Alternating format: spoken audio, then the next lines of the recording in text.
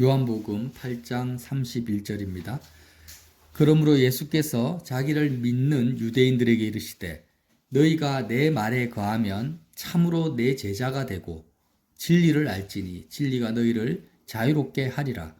그들이 대답하되 우리가 아브라함의 자손이라 남의 종이 된 적이 없거늘 어찌하여 우리가 자유롭게 되리라 하느냐. 예수께서 대답하시되 진실로 진실로 너희에게 이르노니 죄를 범하는 자마다 죄의 종이라. 종은 영원히 집에 거하지 못하되 아들은 영원히 거하나니 그러므로 아들이 너희를 자유롭게 하면 너희가 참으로 자유로우리라. 아멘. 여러분, 성경에서 특별히 바울 서신에서 가장 반복되어지는 단어가 뭡니까? 그리스도 예수 안이라는 말이에요. 그리스도 예수 안에. 바울 서신뿐만 아니라 성경 전체에서 가장 중요한 핵심적인 말씀이 예수님 안에 거하는 데 집중되어 있어요. 구약 성경에서는 성막과 성전을 어떻게 짓는지, 성막이 어떻게 생겼는지, 성전이 어떻게 생겼는지에 대해서 계속 반복적으로 구체적으로 이렇게 서술하고 있잖아요.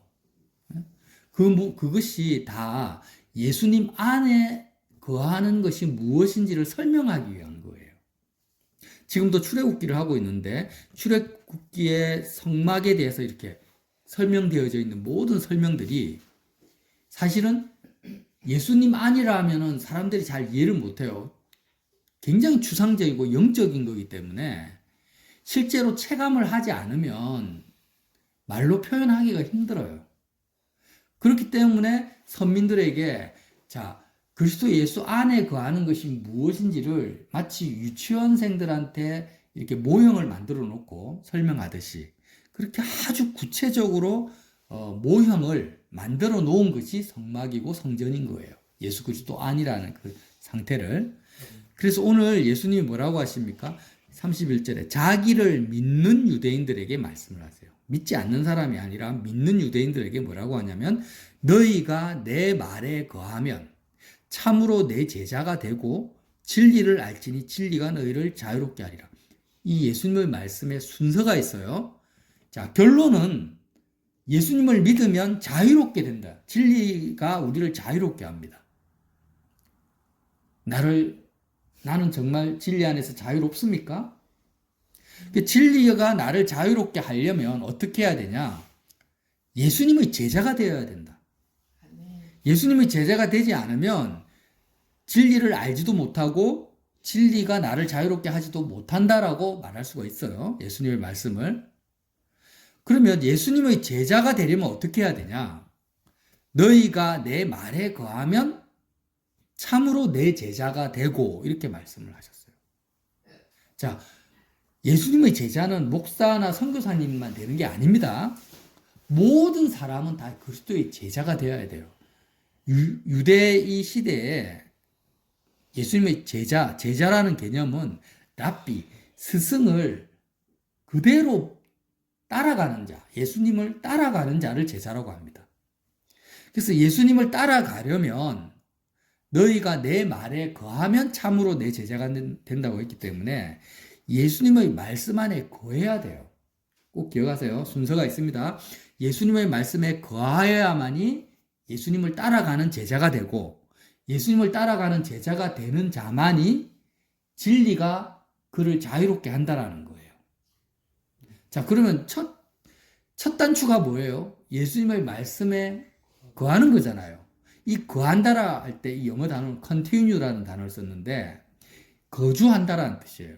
그냥 예수님의 말씀을 내가 일주일에 한 번 이렇게 읽고 아니면 하루에 그냥 한 번 읽고 묵상하고 설교 듣고 끝나는 것을 거한다라고 안 하고 지속적으로 예수님의 말씀 안에 우리의 마음이 이렇게 계속 머물러 있어야 된다라는 거예요. 예수님이 제자가 되는 것은 아주 간단합니다. 한 가지만 하면 돼요. 우리의 마음이, 저와 여러분의 생각과 마음이 예수님의 말씀 안에 지속적으로 계속 거하고 있으면 돼요. 예수님의 말씀을 나의 집으로 삼으면 된다라는 거예요. 그러면 어떻게 예수님의 말씀을 계속 생각하고 내 마음을 예수님의 말씀에 이렇게 집중하면 사회생활은 어떻게 하냐? 인간관계는 어떻게 맺으며 직장은 어떻게 다니며 가정일은 어떻게 할 거냐. 그런 것에 대해서 걱정하지 말라는 거예요. 실제로 내가 마음을 예수님의 말씀에 집중하고 지속적으로 거하는 데 있어서 그거 하는 것 때문에 직장에 문제가 생기고 경제 사정이 생기고 인간관계에 문제가 생기면 오히려 더 좋다. 하나님이 합력하여 선을 이루신다. 하나님이 책임져 주신다라는 거예요. 여러분 이것을 믿으십니까? 이 말씀이 구약에 너희가 마음을 다해서 하나님을 사랑하며 자 미간에 하나님의 말씀을 묻고 손목에도 묻고 길을 갈 때나 앉아 있을 때나 누워 있을 때나 문지방을 들락날락 할 때나 항상 여호와의 말씀을 기억하고 가르치라고 했지 않습니까?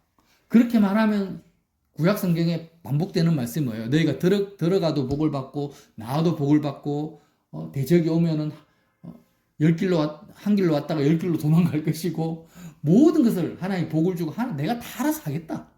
그게 구약 성경의 말씀의 약속이에요. 신명기의 약속이에요. 근데 너희가 이거 하나 하지 않으면 미간에 또 손목에 하나님의 말씀을 기억하고 항상 말씀을 묵상하고 마음을 다해서 하나님 사랑하는 데 집중하지 않고 너희가 아무리 애를 쓰고 노력하고 경제 생활을 하고 해도 선민들에게는 하나님이 어떻게 해야 되겠다. 들어가도 저주를 받고 나와도 저주를 받는다. 하나님이 나서서 막겠다. 이 말씀이에요. 그 말이 계속 지금 신구약을 관통하고 있는데 오늘도 예수님이 뭐라고 합니까? 너희가 내 말에 거하며 언제 어디서든지 예수님의 말씀에 집중을 하면 너희가 참 내 제자가 되고 진리가 너희를 자유롭게 하겠다. 자유롭게 한다는 게 뭐예요? 거칠 것이 없다라는 거예요. 이 세상 어떤 것도 너희를 막아서거나 방해하거나 붙잡지 못한다는 거예요. 이것을 정말 우리가 말씀을 믿어야 돼. 이게 예수님을 믿는 거죠. 자, 그러면 제가 앞전에 성막의 그 구조가 예수님 안에 거하는 거와 같다라고 이렇게 표현을 했어요. 출애굽기 26장에 보면은 성막이 어떻게 지어집니까? 4겹의 가죽과 천으로 둘러싸입니다. 성막이. 자, 맨 위에는 해달의 가죽이 있어요. 해달의 가죽. 바다에 사는 짐승이죠. 해달의 가죽을 이렇게 굉장히 짐승 그 가죽에 털도 없고 굉장히 볼품이 없을 거예요. 햇빛에 쫙 말라가지고. 해달의 가죽이 맨 위에 이렇게 성막을 덮고 있고, 해달의 가죽 밑에 붉게 물들인 수양의 가죽이 이렇게 덮여요. 그 밑에는 흰 염소 털 덮개가 덮여요. 그리고 맨 마지막에는, 맨 안쪽에는 세마포 휘장, 그러니까 청색, 자색, 홍색, 흰색 실로 꼬아놓은 세마포 휘장이 이렇게 덮개가 덮입니다. 그러니까 성막이라는 것은 4겹의 덮개로 덮어놨으니까 완전히 세상과는 외부와는 차단이 된 공간입니다. 그러니까 성막의 이 4겹의 덮개가 뭘 상징합니까? 그리스도 예수 안에 거하는 것이 무엇인지를 상징하는 거예요. 자, 첫 번째, 해달의 가죽이라는 것은 이사야 53장을 한번 찾아보세요. 해달의 가죽이 뭘 의미하는가? 이사야 53장 2절에 보시면 예수님의 모습을 나타내고 있습니다. 해달의 가죽이. 여러분 잘 아는 말씀이에요. 53장 2절에 그는 주 앞에 자라나기를 연한 순 같고 마른 땅에서 나온 뿌리 같아서 고운 모양도 없고 풍채도 없은즉 우리가 보기에 흠모할 아름다운 것이 없도다. 이게 해달의 가죽이에요.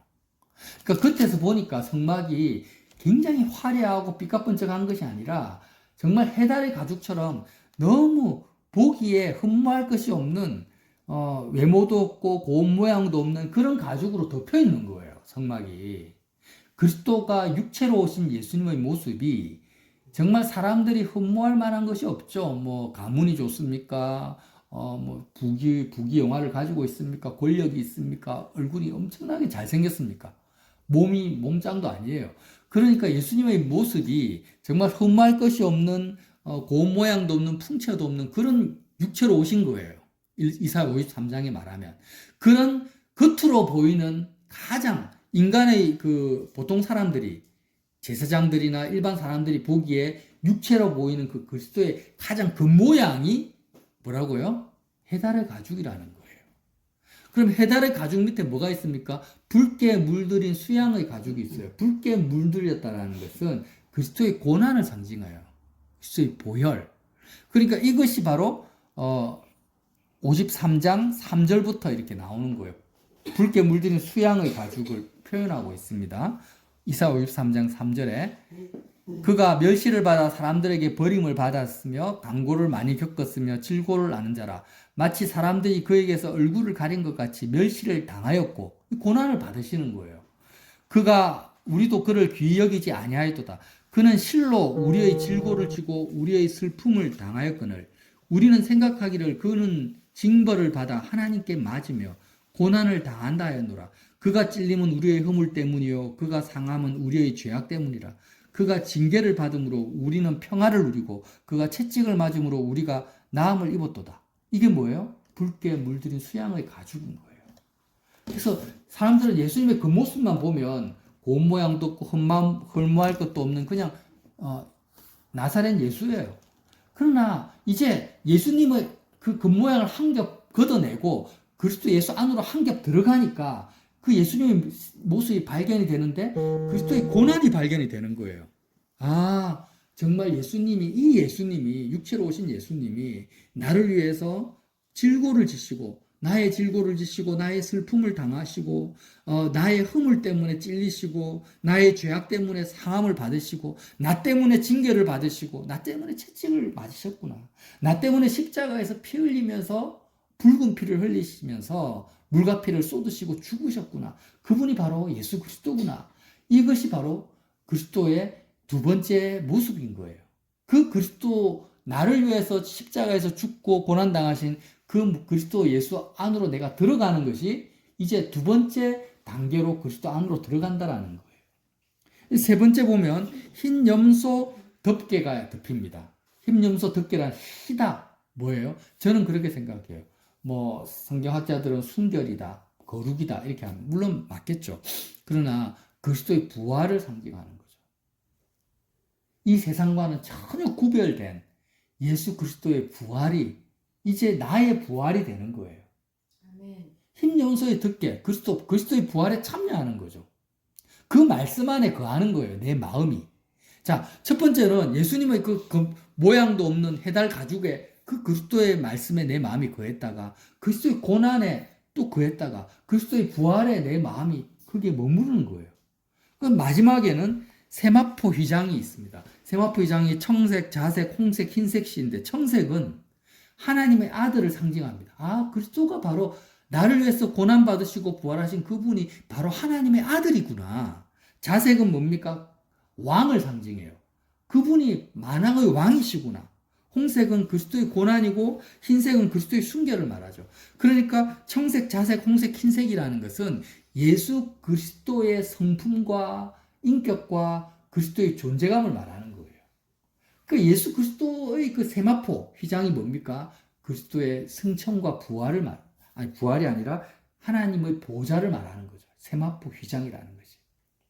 이해가 되십니까? 그러니까 우리가 그리스도의 육체로 오신 그리스도의 고난과 부활과 세마포 휘장, 그리스도의 보좌, 하나님의 아들의 그 청색, 자색, 홍색, 흰색 실이 하나님의 아들의 성품이 그대로 드러나는 예수 그리스도의 그 보좌에 앉으신 그리스도, 거기에 내 마음이 거하는 것이 뭡니까? 그리스도 예수 안으로 들어가는 거예요.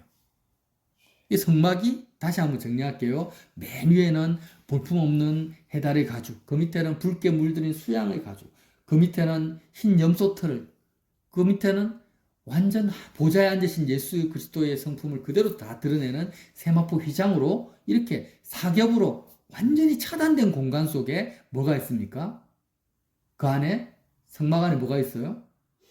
성소와 지성소가 있는데 등잔대가 있고 떡상이 있고 부장단이 있잖아요. 그 등잔대가 그리스도의 영광, 하나님의 영광, 하나님만을 바라봄, 분향단, 하나님만을 추구하는 것, 떡상, 하나님을 먹고 마시는 것, 하나님으로 배부르는 것, 이것을 나타내고 있다는 거예요. 그래서 저와 여러분이 예수님의 말씀 안에 거한다라는 것은 이렇게 번제단을 세상에 내가 내 마음이 거하고 있어요. 지금 세상, 내 마음에 뭐 자녀 문제, 이 세상의 여러 가지 사건, 경제, 정치, 이런 것에 내 마음이 막 표류하면서 거하고 있는 이런 내가 성막에 딱 들어가니까 번제단이 있습니다. 이런 나는 그리스도와 함께 죽고 완전히 이제 예수 그리스도 안으로 들어가 버리는 거예요. 내 겹의 덮개 속으로 내가 들어가는 거예요. 그리스도 안에 들어가서 오직 떡상, 그리스도로 배부르고 그리스도만을 보고 등잔 때 그리스도만을 추구하는 이런 상태에 너희의 마음이 거하면 너희가 참으로 내 제자가 되고, 제자가 된다라는 것은 너희의 마음과 생각이 이 그리스도 안에 내가 들어가니까 이제 실제로 너희의 영혼이 예수님의 죽음과 부활과 승천과 하나님 보좌까지 그리스도를 따라가는 자가 된다라는 거예요. 이렇게 너의 마음이 나의 제자가 되어가지고 그리스도의 죽음과 부활과 승천과 보좌까지 따라가게 되면 이제 어떤 일이 벌어지느냐? 진리를 알지니 진리가 너희를 참으로 자유롭게 한다. 너희를 진짜 세상에서 자유롭게 만들어준다라는. 이 자유라는 것은 제가 전에도 말씀드렸지만 뭡니까? 매이지 않는다라는 거예요. 세상 사람들은 내가 행복하고 만족하려면 물질이 있어야 된다. 물질이 있어야 되니까 물질이 없으면 행복하지 못하니까 돈에 매여 있죠. 물질에 매여 있어요. 이건 자유가 아니에요. 종입니다. 종. 건강이 있어야만이 내가 행복하니까 건강에 매여 있는 거예요. 그럼 종이죠. 애인이 있어야 되고 친구가 있어야 되고 부모가 있어야 돼요. 자유로운 게 아니에요. 자유롭다라는 것은 있어도 되고 없어도 되고 내 행복과 만족에 있어서는 전혀 있어도 되고 없어도 되는 상태가 자유로운 거예요. 영원한 것을 내가 이미 가지고 있으니까, 영원하신 하나님의 조응을 내가 느끼고 있으니까 이 자유 속에 내가 들어간다라는 거예요. 자, 그러면 예수님을 우리가 생각할 때 그냥 해달의 가죽처럼 하나의 인간, 2000년 전에 오신 그냥 목수의 아들 예수, 이걸 생각하면 안 되고 예수님이라는 그 존재 자체가 성막과 성전이 상징하는 게 뭐예요? 하나의 공간이라는 거예요. 다윗이 항상 시편에 주는 나의 피난처다, 주는 나의 산성이다, 이렇게 표현을 합니다. 그러니까 우리는 예수님 이렇게 생각하면 단지 해달의 가죽을 보지 말고 그 내면을 봐야 되는데 내가 예수님 안으로 들어갈 수 있구나. 예수님은 육체로 오신 예수님 그 자체가 하나의 뭐예요? 또 다른 세계입니다. 세계. 우리가 지구라는 세계 속에 우리가 살고 있잖아요. 대한민국이라는 공간 속에 내가 지금 거하고 있잖아요. 이 집이라는, 주택이라는 이 공간 속에 내가 지금 머물고 있어요. 근데 우리의 마음이, 저와 여러분의 생각과 마음이 대한민국에 머물 수도 있고 직장에 머물 수도 있고, 이 마음은 항상 시간 공간을 초월하니까 과거를 회상할 수도 있고 미래를 생각할 수 있어요. 마음은 항상 어떤 공간을 이동해 다닙니다. 그런데 지금 성막과 성전이 우리에게 가르쳐주고 있는 게 뭐예요? 예수님은 너의 피난처야. 예수님은 이 세상을 초월하는, 시간과 공간을 초월하는 하나의 세계라는 거예요.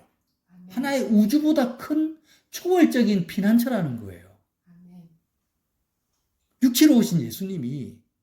그래서 너희 몸이 어디에 있든지 간에 예수라는 하나의 공간 속에, 피난처 속에, 세계 속에 항상 머물러야 된다는 거예요. 그게 뭐예요? 예수님의 제자가 될 수 있는 유일한 방법이고 길이다, 이 말씀이에요. 자, 이제 사고를 바꿉시다. 우리의 생각을 바꿔요. 그리스도는 뭐라고요? 하나의 공간이야. 하나의 세계예요, 세계.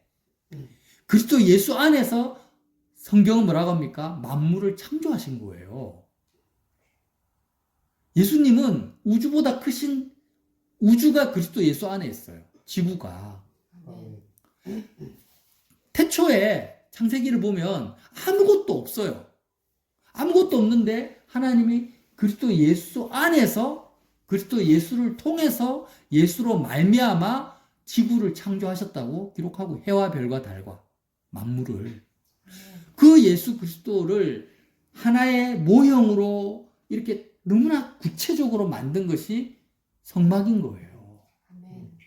그리고 그 성막, 예수님을 상징하는 하나의 예표적인 성막이 실제로 나타난 세계가 뭡니까? 요한복음에 오늘 그리스도가 등장하셔가지고 실제로 성취하신 거예요.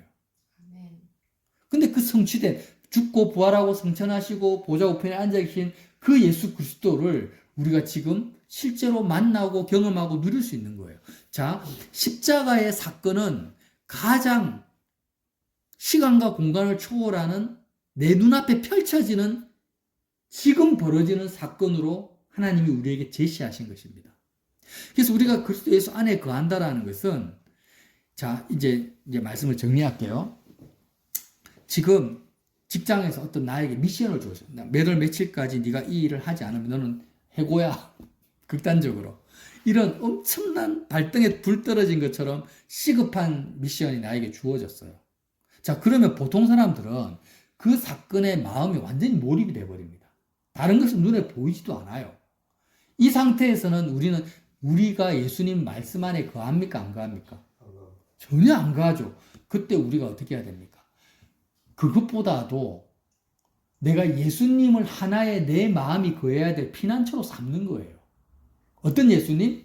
육체로 오셔서 나를 위해서 이사야 53장에 고난받으시고 피 흘리시고 십자가에 못 박으시고 죽으시고 부활하시고 승천하시고 하늘 보좌에 계신 그 예수님이 누구를 위해서? 나를 위해서. 그렇게 예수님이 죽고 부활하신 그 사건에, 그 말씀에 내 마음을 거기에 집어넣는 거예요. 그 그리스도 예수 안에 내 마음이 계속 십자가의 말씀에 마음이 계속 거하는 거예요. 어떤 것보다? 회사에서 당장 나에게 주어진 미션보다, 프로젝트보다, 나의 건강 문제보다, 나의 가족들, 나의 자녀들, 이 세상에 벌어진 어떤 것보다. 자, 보세요. 내 마음이 이 세상에 있는 어떤 연예인이라든지 친구라든지 사건이나 회사에 마음이 항상 거한다고 생각해 보세요. 어디, 여기. 근데 이 세상 어떤 사건과 문제와 사람도 이 세상이라는 틀 안에서 내 마음을 벗어나지 못하게 합니다. 맞죠? 아니, 예를 들어서 미국에서 트럼프, 지금 막 온 뉴스가 트럼프로 도배가 돼 있더라고. 트럼프 그 정치 문제에 내 마음이 갔어. 그 트럼프 문제도 세상이라는 카테고리 안에 있어요. 맞잖아요. 대한민국의 지금 진보와 보수, 대통령 탄핵, 여기에 마음이 붙어 있어. 이 대통령 탄핵 문제도 세상이라는 카테고리 안에 있어요. 내 육체도 마찬가지고. 그러니까 내 마음이 어디에 가도 세상이라는 틀을 못 벗어나요. 그런데 신기하게도 예수님의 죽음과 부활과 승천 사건에 십자가의 복음의 마음이 다 머물러 보세요. 그럼 어떤 일이 벌어집니까? 우리의 마음이 세상을 뚫고 나가버려요. 세상의 카테고리를 벗어나요. 영원한 하나님의 나라 속으로 마음이 들어간다니까? 단지 예수님의 제자가 되어서 그리스도의 죽음에, 부활에, 승천에, 예수 그리스도의 보좌에 내 마음이 이렇게 따라갔을 뿐인데, 그리스도를 내 마음이 옷 입었을 뿐인데, 내 마음은 시간과 공간을 초월해서 이 세상의 영역을 벗어나는 거예요. 그러니까 예수 그리스도라는 하나의 공간은, 제가 표현을 이렇게 하는 거예요. 예수 그리스도라는 공간은 유일하게 우리의 마음이 세상을 탈출해서 하나님 아버지를 직면하게 하는 길이 되는 겁니다. 길. 내가 곧 길이요 진리요 생명이라고 했잖아요. 그래서 주님이 우리에게 부탁하시는 거예요. 아무개야, 네가 나를 믿느냐? 그러면 너의 마음을 아무리 시급하고 아무리 중요한 것 같아도 내가 책임져 줄게. 나는 왕이야. 나는 주권자야. 네가 아무리 내일 죽는다 할지라도 너의 마음을 너의 육체나 이 세상이나 너의 가족이나 어디에도 두지 말고 내 겹으로 둘러싸인 그 성막 안에 제사장이 들어가는 것처럼 예수 그리스도라는 그 존재 안으로, 그리스도 안으로 너의 마음을 집어넣으라는 거예요.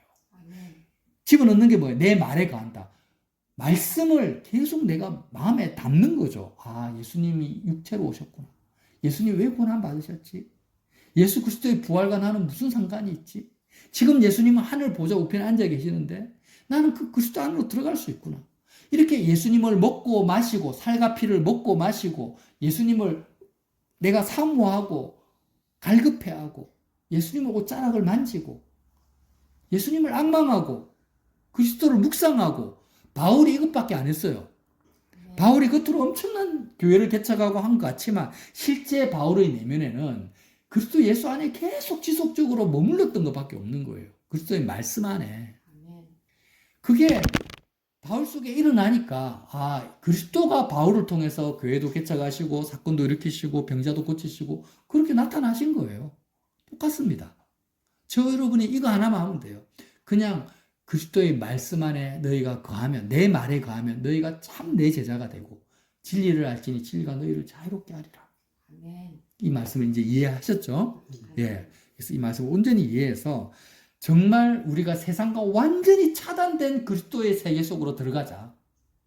성막 안으로 들어가듯이 제사장이 세상과 완전히 차단을 시켜.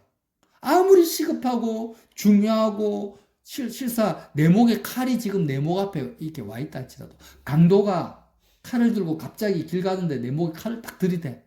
그럼 거기에 집중하지 말고 오히려 그리스도의 죽음과 부활과 성전 사건에 내 마음을 둘 정도로 그렇게 그리스도 안에 그럼 죽으면 뭐가 돼요? 죽으면 강도 칼에 천국으로 바로 들어가는 거예요. 바로 들어가. 얼마나 좋아요. 얼마나 좋아요.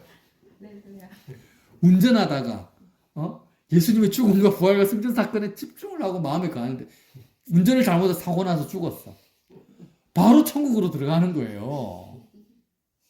그러니까 아무리 옆에서 자녀가 애를 먹이고 남편과 아내가 애를 먹이고 회사 경제 사정이 안 좋고 정치 문제가 힘들어도 그냥 우리는 예수님 안에만 있으면 하나님이 다 책임져 주시고 붙들어 주시고 하나님의 주권대로 일어나는 모든 사건이 나의 협력하여 선을 이루니까 마음에 계속 우리 마음을 빼앗아 가잖아요. 가만히 앉아 있으면 이 생각이 났다가 저 생각이 났다가 지금 막 뉴스만 들으면은 우리 마음이 그냥 사방팔방으로 계속 쏠려 세상으로 쏠려. 그럴 때마다 세상과 완전히 차단된 그 성막의 덮개 안으로 들어가는 거예요. 차단시켜버려. 그리고 예수님을 먹고 마시는 거예요. 살아계십니다. 그리스도 예수 안이라는 공간 속으로 내가 머물러. 거기서 들어갔다 나왔다 하지 말고 내 말에 거해라. 지속적으로 말씀을 묵상하고 거기에 너의 마음이 이렇게 쭉 거해라. 그러면 진리를 알지니 진리가 너희를 자유케 하리라. 이 예수님의 말씀이 정말 저와 여러분의 삶 속에 온전히 적용되어지시기를 예수님 이름으로 빌어드립니다.